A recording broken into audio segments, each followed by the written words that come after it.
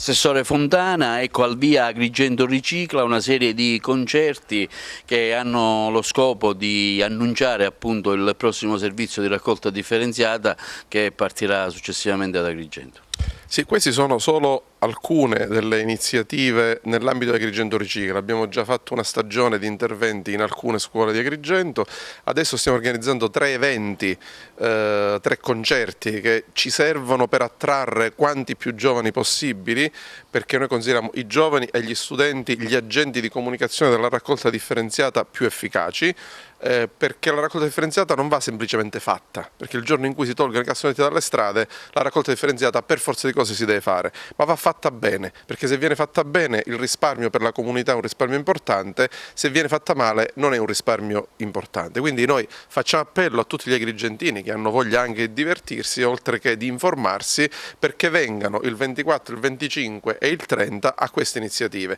Il 24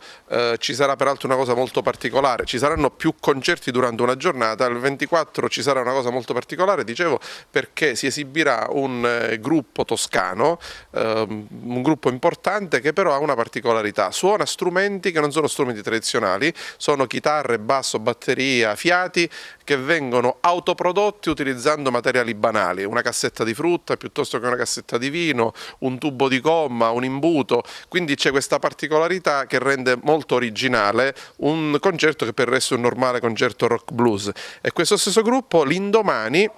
farà un laboratorio con ragazzi e bambini per insegnare anche ai ragazzi e bambini ad autocostruirsi degli strumenti musicali. Quindi diciamo non solo c'è la musica, ma c'è anche il messaggio molto forte che attraverso il riciclo della materia puoi fare anche cose particolarmente interessanti. La domenica ci sarà invece una serata più colta, un gruppo jazz, un gruppo blues agrigentini, Osvaldo Lo Iacono Trio e i Next si esibiranno all'interno del museo aperto, quindi i filippini saranno il museo del comune di Agrigento aperto l'intera giornata, ci saranno tutta una serie di attività e si finirà con i concerti appunto di Next, Osvaldo Lo Iacono Trio, e poi giorno 30 invece ci sarà una serata dedicata ai più giovani con la festa dello studente durante il pomeriggio, poi ci saranno 2 gruppi che si esibiranno, i Marte e gli Swing Rovers, che fanno un swing elettronico molto bello da ballare, e seguirà poi una serata da discoteca in piazza,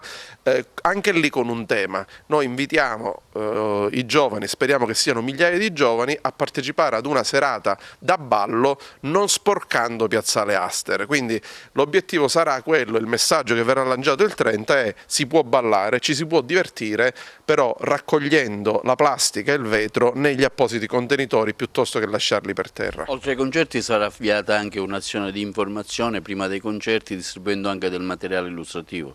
Questa è la ragione vera per cui si fanno i concerti, nel senso che i concerti servono da attrattore per poi distribuire il vademecum del CONAI, che è il consorzio dei consorzi del riciclo che ha finanziato Agrigento Ricicla, perché voglio sottolineare che noi abbiamo partecipato ad un bando e abbiamo vinto questo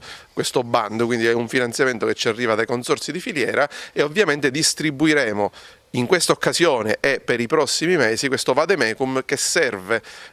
come linee guida per tutte le famiglie, perché è bene che le famiglie siano informate in dettaglio su come si fa la raccolta differenziata, perché avendo le giuste informazioni la raccolta differenziata non è un sacrificio ma è addirittura un piacere.